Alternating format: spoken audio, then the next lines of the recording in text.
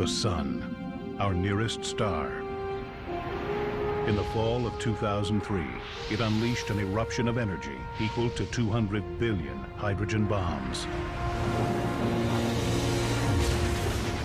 blasting a tidal wave of superheated charged particles at speeds of up to 6 million miles an hour. It was one of the largest solar storms ever recorded.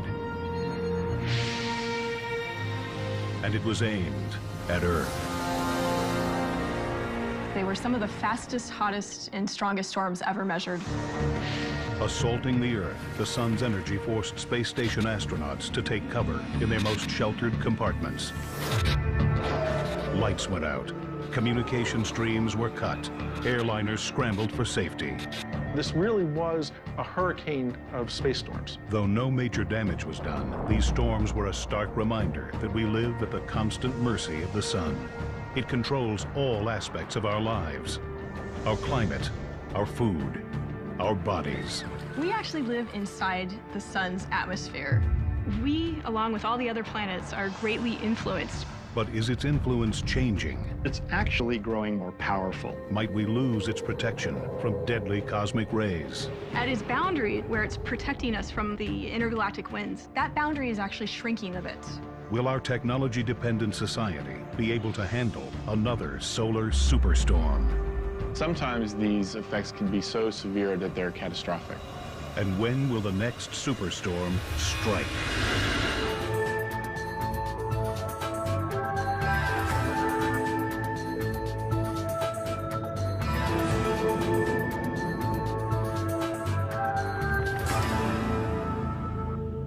Three, two, one, go for drop.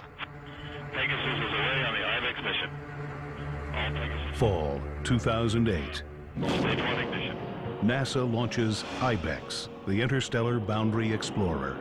Part of its mission is to study the effects the sun has on the furthest reaches of our solar system. IBEX joins the long list of human attempts to explain our star's impact on our solar system, our planet, and our lives. The sun. The sun provides all of our light and heat. If it weren't for the sun, we wouldn't be alive. We people are very interested in what goes around us. We like to understand our neighborhood. The sun in the universe is our street, our neighborhood. The sun. We are actually affected by its moods. In fact, it's like the parent, and all the planets are the children that are affected by its moods. We need to know how it's going to evolve and how the changes that are always happening in the sun affect us here on Earth. The sun. If we want to understand the universe and the stars that make up the universe, then it's important to study the one that's closest to us. We've learned more about the sun in the past 40 or 50 years than in all of recorded history. This golden age of exploration was kicked off by a unique mission that gave us close-up images of our sun from above our atmosphere. Skylab, we're reading you loud and clear over the Vanguard for 8 minutes. In 1973, Skylab became the first manned space station. It sent back images of the sun, clearer than anything taken from Earth. The Skylab mission was one of the very first laboratories that was dedicated just for the research and study of the sun. In some ways, it's kind of the grandfather of the current missions today. Right now, a fleet of about 20 space probes scan and study the sun in ways we never imagined, even 30 years ago. By studying the sun from the vantage of space, we can see it in a whole new light, using different light wavelengths, including X-ray and extreme ultraviolet. We can peel back its layers and begin to understand how and why the sun acts the way it does. The different wavelengths mean different temperatures, and different structures are more visible in different wavelengths than in others. Our robotic space probes never stop watching the sun. With their help, scientists are working out the big questions about our star, and we already know a lot. The sun is one of over 200 billion stars in our Milky Way galaxy, but it is our closest at 93 million miles away from Earth, almost the same distance as 4,000 trips around the globe. And despite that distance, its light only takes 8 minutes to reach Earth. It is only 4.5 billion years into its nearly 10 to 11 billion year lifespan. And though technically a medium-sized star called a dwarf, it is enormous, 900,000 miles across, and if hollowed out, 1.3 million Earth-sized planets could fit inside. The Sun accounts for 99.8% of the mass in the solar system, and it weighs 300,000 times more than the Earth. It is made up almost entirely of a superheated form of electrified and magnetized gas called plasma. The Sun packs enough gravitational pull to keep the planets from spinning off into space.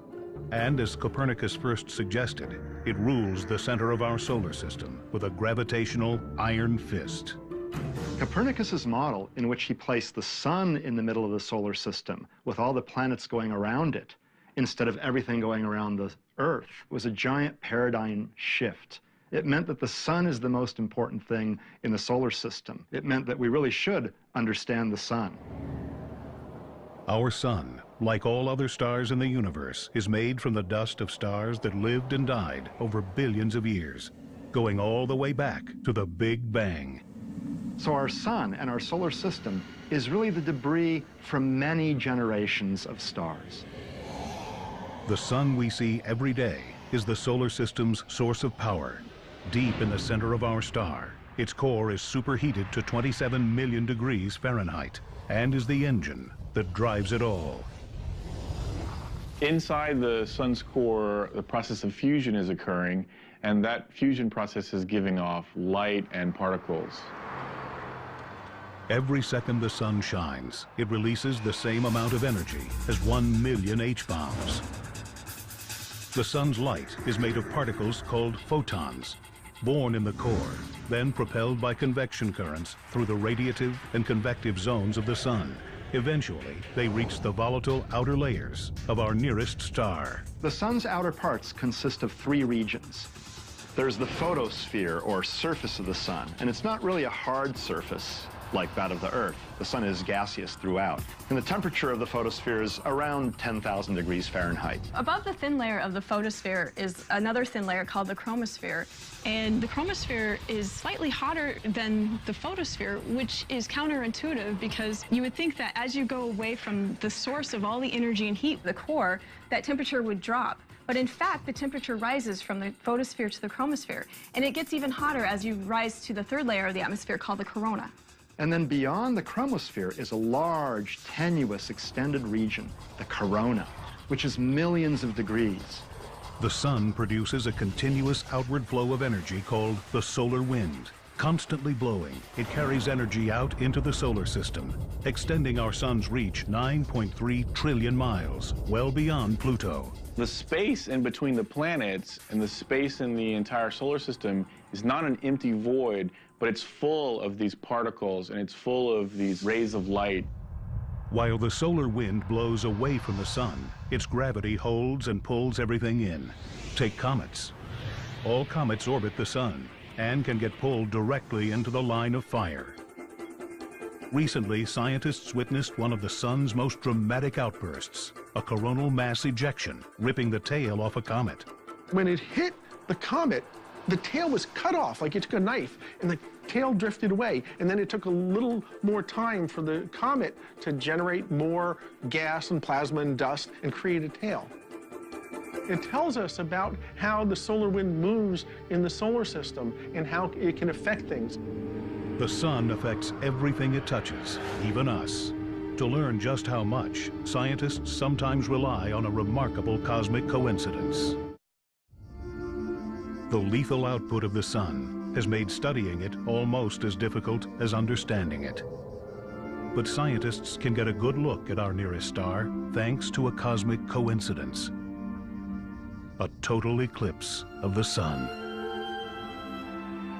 A total solar eclipse occurs when, from our perspective, the Moon is exactly aligned with the Sun and blocks its photosphere. It's a glorious sight. The solar eclipse is the most wonderful thing to see. It grows really dark by factors of thousands within seconds. And as it does become so dark, you can look up in the sky, you see the dark shadow coming from one direction, sweeping at you. It's really coming at thousands of miles an hour. So it's very impressive to see. Humankind has marveled at the mysteries of the eclipse for millennia. Scientists have used it as an opportunity to see the sun's outer atmosphere, the enigmatic corona. One of the hottest regions of the sun, energy from the corona radiates out to the edge of the solar system. The entire solar system actually sits in this outer corona of the sun. So this atmosphere of the sun is bathing all the planets. The engineers who built the Solar and Heliospheric Observatory, or SOHO, installed an artificial eclipse into the space probe. Called a coronagraph, it does the same thing as a natural eclipse, blocking out the blinding rays of the sun, so scientists can try and answer an old question. How does the solar corona get so hot? After all, the everyday surface of the sun, the photosphere, is only around 10,000 or a little more Fahrenheit. And the corona, on the other hand, is millions of degrees hot. If you go away from a stove, you know it gets cooler, but if you go away from the everyday surface of the sun, it gets hotter. And how is that? It all starts at the sun's core, where every second, nearly 700 million tons of the universe's most common element, hydrogen, are converted into helium through nuclear fusion, giving off the energy that becomes photons, otherwise known as light. The sun's core is really hot, several tens of millions of degrees. And there, the temperatures are so high, the protons' hydrogen nuclei can come together, grab each other, fuse, eventually into helium, and in this way, release energy. What happens with these photons, they go through this process, what we call a random walk, where they have to go through the layer of the sun, they get absorbed and then reabsorbed into lots of different photons at lower energy level. So this process of being absorbed and reabsorbed millions of times can take 150,000 years. Once out of the sun's interior, photons are only 8 minutes away from Earth, but they're leaving behind a world in constant motion. The solar surface boils. Energy rises constantly from below. Coils of plasma and energy, called coronal loops, spring across the sun. While dark regions known as sunspots stretch thousands of miles, and at only 7,000 degrees Fahrenheit, these sunspots are the coolest part of the sun, emitting less light than the surrounding area. If you were to pluck a sunspot away from the sun and place it in the sky, it would actually be as bright as the full moon. Sunspots appear on the surface and are easy to see. Their genesis, however, is tied to the sun's deep interior and complex rotation. The sun doesn't rotate like a solid body. Instead, it rotates more quickly near the equator than near the poles, which leads to sunspots. The equator completes one rotation in 25 days. Mid-latitudes complete one rotation in about 30 days, and near the poles, one rotation is completed in about 35 days. Called differential rotation, this process makes the sun's interior churn at different speeds, creating intense magnetism in the form of millions of magnetic field lines, which get mixed up as the sun's interior twists up like a rubber band. This builds up pressure, which makes them buoyant. So they float to the surface, and where they pop through the surface, they create sunspots. Once on the surface, the now twisted and balled up magnetic field lines block the convection of superhot plasma from rising, making sunspots appear dark. And when those sunspots start to twist around, you can imagine that you have one sunspot here and one sunspot here, and there's a magnetic field that connects the two. And that magnetic field gets twisted, and eventually, the same sort of thing that happens with a rubber band, it pops. And when the magnetic field pops, it releases energy. And in the case of the sun and solar flares, it releases huge, huge amounts of energy. The magnetic field lines created by the twisting and churning of sunspots, though invisible, can be seen in the dramatic formations on the surface of the sun, in the form of flares and prominences. It is here that the sun's influence starts, as the breaking of these magnetic field lines drives massive amounts of energy from our nearest star out into the solar system. And it is these magnetic field lines that are behind most theories on why the corona is so much hotter than the surface. It's pretty clear that it has something to do with the magnetic field that heats the corona.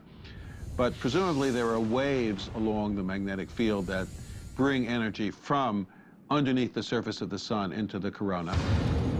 The solar probe Hinode, which means sunrise in Japanese, was launched in 2006. Its mission to study the interaction between magnetic field lines and the corona. Recently, it captured images of one of the waves thought responsible for heating this enigmatic region, Alfvén waves. Alfvén waves are waves that occur in a plasma, in a bunch of ionized gas, threaded by a magnetic field. And indeed, it's thought that these Alfvén waves might be bringing turbulent energy from inside the sun out to the corona, where that energy heats the corona. Energetic Alfvén waves form inside the sun and travel up through the surface, making the looping magnetic field lines sway and vibrate. And so through this vibration or this oscillation, they're having friction with the magnetized plasma surrounding it in the corona. And through this friction, heating occurs.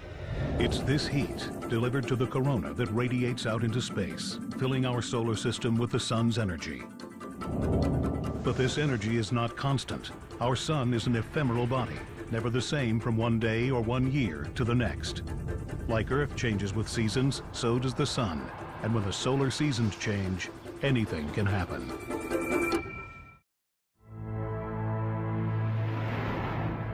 Day in and day out, the sun we see appears the same. But like Earth, the sun has seasons, solar minimum and solar maximum. Two distinct personalities that can affect our technology and possibly even our weather. The transition between solar minimums is called the solar cycle, an average 11-year period in which the sun's activity maxes out, then ebbs again. The primary measure of the solar activity cycle is the number of sunspots visible on the sun. During solar minimum, the period with the fewest sunspots, solar activity is limited. When sunspots break through the surface during solar max, the sun's power reaches out. When there are lots of sunspots, there are lots of flares and coronal mass ejections. Increases in solar activity enhance the connection between sun and Earth. Energy expelled from the sun can create disturbances in the near-Earth environment. The Earth is embedded in the solar atmosphere, and so what happens on the sun affects the Earth, and that's what we call space weather. Accurate space weather forecasting is the ultimate goal, but this can be hard. The sun is turbulent, especially during solar maximum, the peak of solar storm activity. During solar maximum, the magnetic field of the corona becomes very complicated, and you have magnetic field everywhere, all around, even near the poles. You can have coronal mass ejections and flares and solar storms occurring sometimes several times a day. Solar flares, violent eruptions of energy, usually near sunspots, burst into space. Like a bolt of lightning, quick and powerful, they can happen over a matter of minutes and can give off the same amount of energy as 1 billion megatons of dynamite. Solar flares are gigantic outbursts of energy from the sun, coming from a very small localized region of the sun's surface. So they're very concentrated ejections of energy that heat the surrounding gas to 10 million degrees. Solar flare is sort of like a snapping of the whip. It really releases a lot of energy very quickly, accelerating particles almost up to the speed of light. The particles from the very most energetic solar flares can reach us in something like 15 minutes. But the solar hurricane of space weather comes from coronal mass ejections. These massive blasts carry billions of tons of superheated gas and plasma into interstellar space. So coronal mass ejection is where a huge amount of mass and energy is expelled away from the solar surface. So if you can imagine this huge amount of mass and energy traveling away from the sun at these large speeds, sometimes at over 1 million miles an hour. They throw these like big bubbles of hot gas and magnetic field.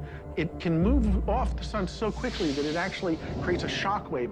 They're the biggest storms, and they're the important ones for understanding space weather.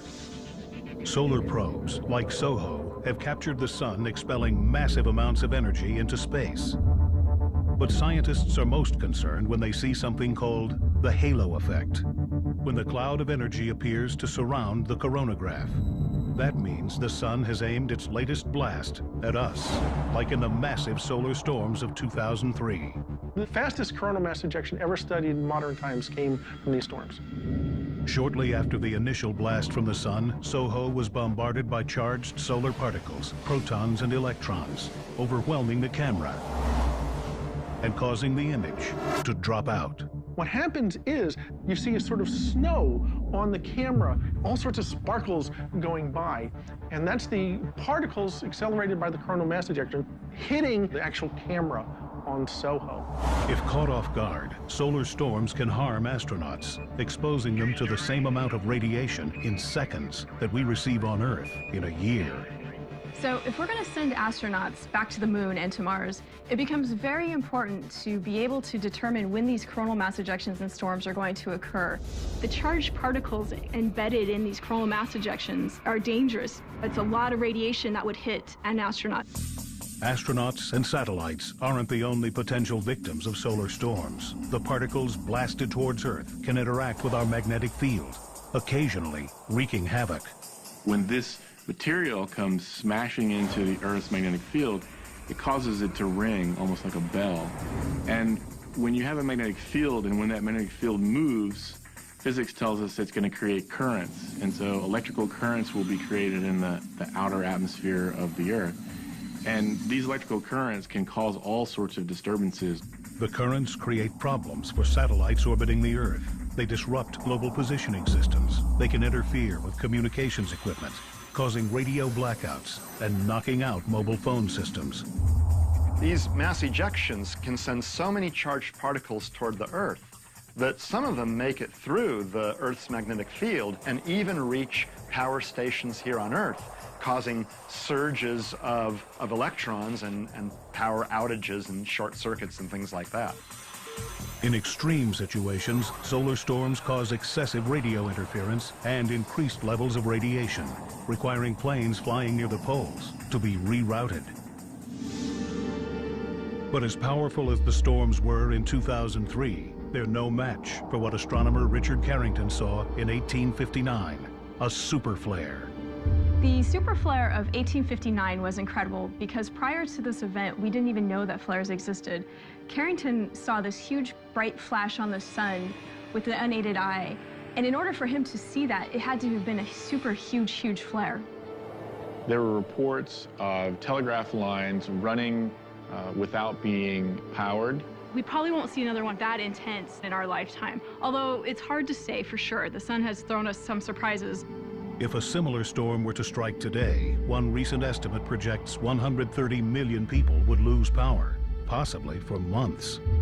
Most of the electrical infrastructure, the power grids around the world would be knocked out. A lot of the transformers would be overloaded. Having a large portion of the population with no power for many months could cost huge amounts of money. People have estimated that it would be upwards of $2 trillion. We won't know unless it actually happens, and the more warning we get, the more we can do to reduce the economic impact, which is one of the reasons why we're studying the sun. Scientists are a step closer to being able to predict these storms since the launch of the Solar Terrestrial Relations Observatory, also known as STEREO. This pair of probes now gives scientists the ability to see the sun in 3D. So now, when one of these coronal mass ejections travels towards us, we're actually looking at the side view. And so we can see how fast they're traveling, we can see how they're evolving, the structure. In 2011, the STEREO probes will reach their ideal vantage point, opposite sides of the sun, giving NASA a 360-degree view, allowing them to see what is coming from the far side of the sun before it impacts Earth. And so for the first time, we're going to have a complete view of the sun all the way around. So this is going to allow us to see everything that's happening on the sun at the same time, and this will lead us again into a better ability to predict these types of storms.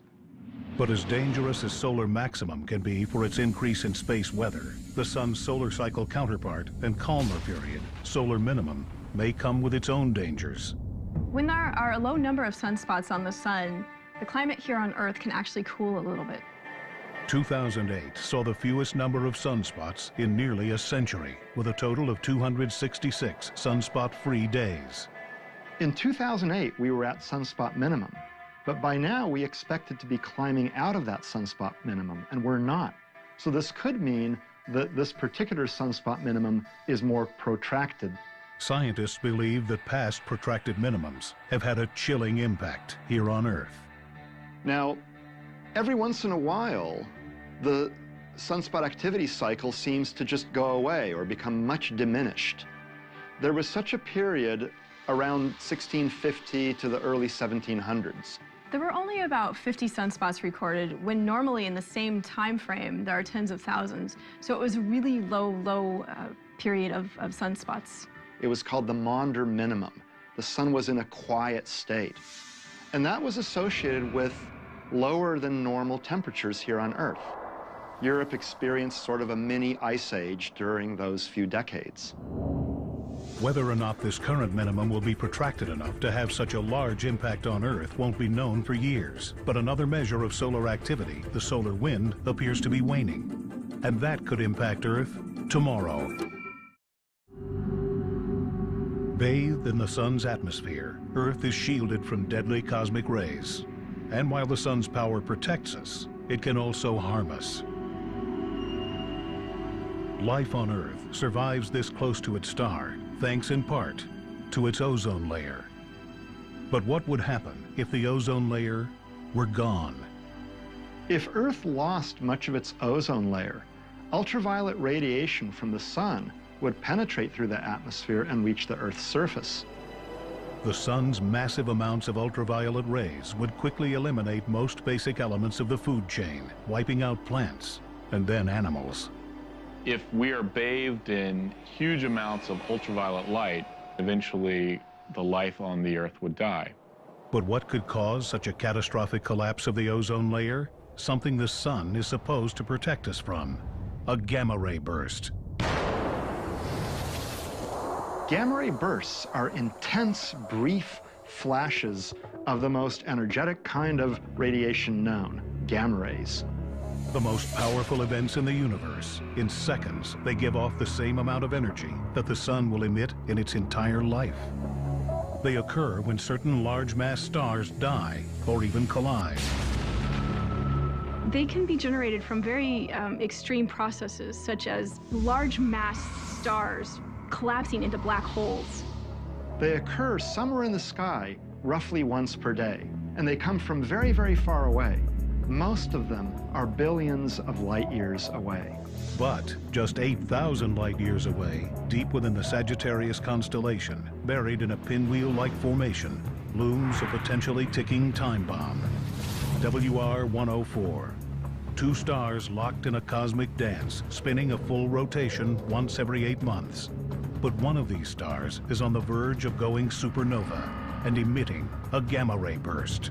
Now, one of these two stars is a very massive star that might someday form a gamma ray burst, and its beam might hit the Earth. If the high-energy beam from a gamma ray burst were pointing directly at the Earth, it could spell real danger.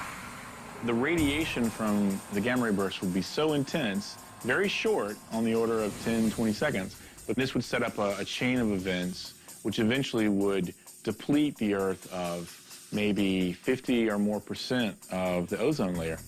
Scientists have speculated that a nearby gamma ray burst caused an ancient extinction on Earth millions of years ago. At the time, there was only sea life that existed. And even though the sea life deep beneath the sea wouldn't be directly affected by the UV radiation, the plankton and the life near the surface would die off, and therefore the food chain would be affected. The threat is heightened even further by something scientists have witnessed over the past few decades: a 20% decrease in the power of the sun's solar winds. The solar wind is the steady emission of particles from the sun. They carry the magnetic field that is in the solar corona out into space.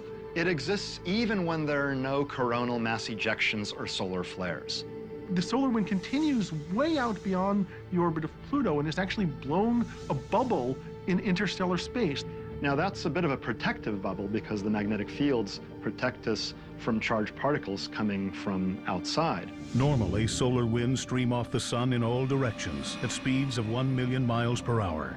Pulling the sun's invisible magnetic field along with it, they form the solar system's defense against intergalactic intrusion. the heliosphere. The heliosphere is the very boundary where the solar wind hits intergalactic space. So it's this shell that's surrounding the sun and the solar system where it protects us from intergalactic winds here on Earth. Recently, scientists have learned that the heliosphere is shrinking and getting weaker. The solar wind pressure has been measured to be decreasing over the last 25 years. In fact, the heliosphere, where the solar wind pressure is extending out to, has actually shrunk a bit. A weaker heliosphere increases the possibility that Earth will be exposed to harm from intergalactic cosmic materials.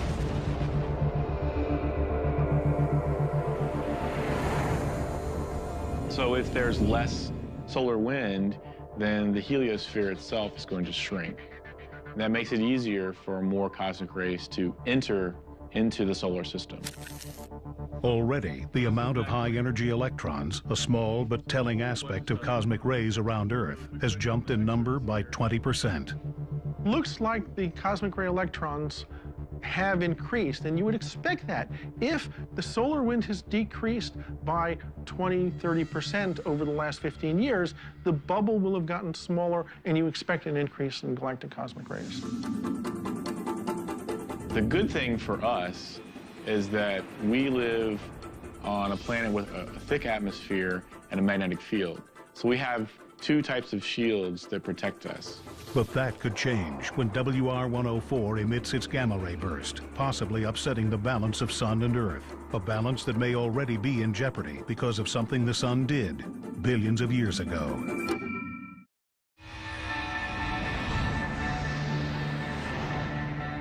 Over billions of years, the Sun and the Earth have developed the perfect balance for life to thrive.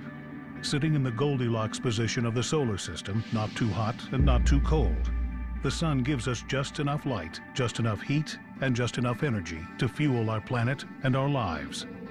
The Sun drives everything on the Earth. The Sun is the energy source of the Earth. So all of the energy that's given off by the Sun heats up the Earth. This drives weather. On a larger time scale, this drives climate. So basically the Sun is the energy source. It's the battery that drives the whole Earth environment. Plants harness the Sun's energy through photosynthesis, creating carbohydrates. People and animals consume these carbohydrates, converting them into energy we can use. Even the fossil fuels that power our lives were created by the Sun. But our increased use of fossil fuels seems to be upsetting the balance between the Sun and the Earth. Since all living material gets its energy initially from the Sun is the source of the fossil fuels, whether it's trees, whether it's other things that have been trapped in the rock layer and then squeezed and slowly over millions of years made into the hydrocarbons that we know them as. And we then harvest and use those from underground. The fossil fuels that we burn today unleash the Sun's energy from millions of years ago, overwhelming the balance struck between our planet and its nearest star. If we burn all this, we will have changed the atmosphere unrecognizably long before we get to a point when we're actually running out of the resource itself. Already, we have seen the effects of too much solar energy in the rise of global temperatures. The release of millions of tons of ancient solar energy stored in fossil fuels has amplified the necessary and natural process called the greenhouse effect. Many people think that the greenhouse effect is a bad thing. Well, in fact, it's not. It keeps the Earth warm. Without the greenhouse effect, Earth's oceans would be frozen solid. What is bad is too much of a greenhouse effect. If there's too much carbon dioxide and water vapor and methane in the Earth's atmosphere, then those gases trap too much of the Sun's radiation, elevating Earth's average temperature, leading to global warming.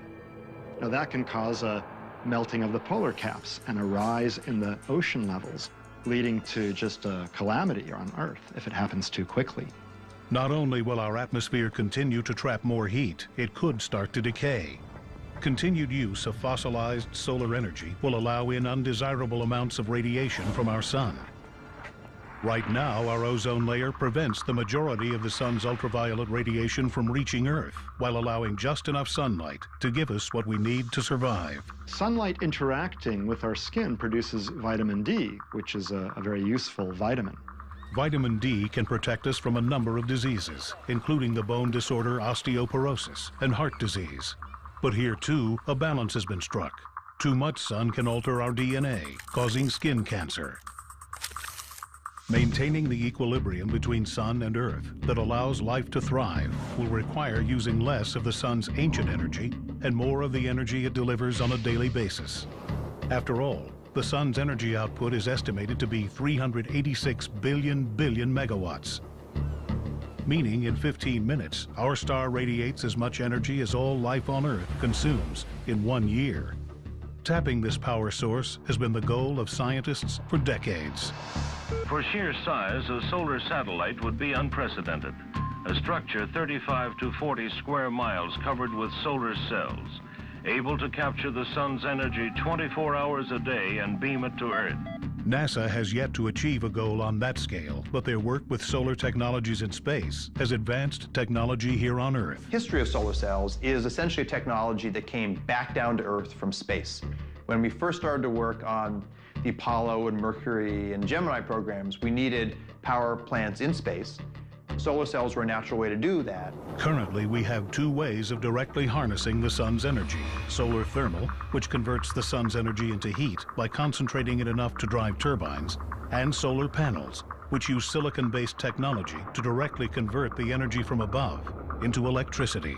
We can indirectly tap into the sun's power through wind turbines, capturing the energy produced by the weather the sun helps create. These technologies are constantly being improved. But some of the most interesting new science is coming from a very old process, photosynthesis. There's some really exciting opportunities as we move from the world of semiconductor solar cells to organic ones. Attempting to mimic Mother Nature, scientists have been able to create electricity from something found at the farmer's market, spinach. There's organic molecules in spinach, in all green plants, but spinach happens to have a very convenient one, where you can harvest that peptide, that molecule. Researchers were then able to put that peptide into a kind of solar sandwich, placing it between two electrically conductive materials.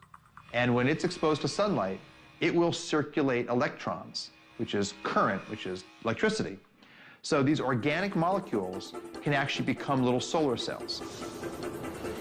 In order to maintain the balance between Earth and our nearest star, it's become clear we must focus on finding ways to fuel our lives with the energy the sun supplies today.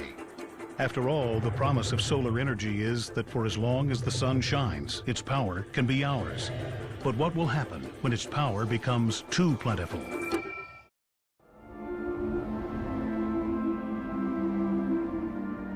The elements that make up the sun, the earth, and even humankind all come from one place, stardust, the remains of stars that lived billions of years ago. And just as those stars died, so too will our sun. In about 5 billion years, the sun will pretty rapidly become much more powerful, much brighter, and much bigger. The sun will reach a stage where it has burned through all of its hydrogen.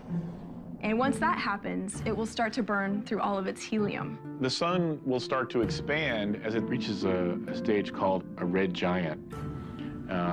As it expands, it will start to expand into much larger size and fill the inner solar system. The orbits of the planets themselves will actually expand outward as well, because it's not as massive. During that stage, some instabilities, which I call cosmic burps, will cause the sun's outer atmosphere to be gently ejected. The outer layers of the red giant will just keep drifting off at some slow rate.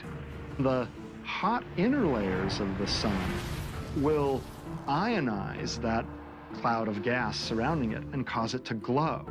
So our sun will be surrounded by these glowing clouds of gas. They will form what's called a planetary nebulae. They're beautiful shapes.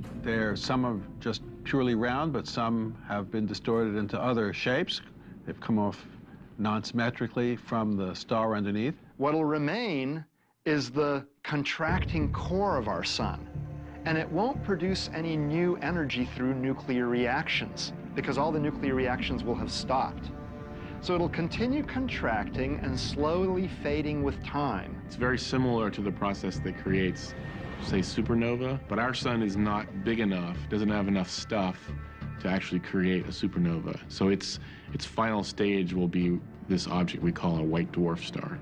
What remains is this little, relatively small white dwarf star, and it is a very quiet, what we call happily retired star. It'll be about the size of the Earth, it won't get any smaller, and it'll sit around as this very highly compressed rock forever. It'll just liberate its energy, growing ever colder and dimmer with time, until finally it just fades from view. The death of the sun will have catastrophic effects on the solar system. If the massive expansion doesn't swallow the nearby planets, it will likely change their orbits and superheat them, including Earth. Earth's surface will be fried to a crisp. The Earth is probably going to get baked one way or the other. I mean, imagine the sun being 100 or 200 times brighter than it is right now. Imagine how much the Earth would be heated. It would not be a pleasant place to be. It actually may get baked before the sun completely dies, because the sun will get hotter even before it becomes a red giant and gets as large as the orbit of the Earth. It'll get warmer, and at some point the Earth will get hot enough so that water will boil. So the oceans will evaporate away, and all of life as we know it will cease to exist. If there's anything left of the Earth, the sun will shrink down to a white dwarf, and the Earth will, instead of heating, freeze. This will not be a pleasant place to live. But that's billions and billions of years from now.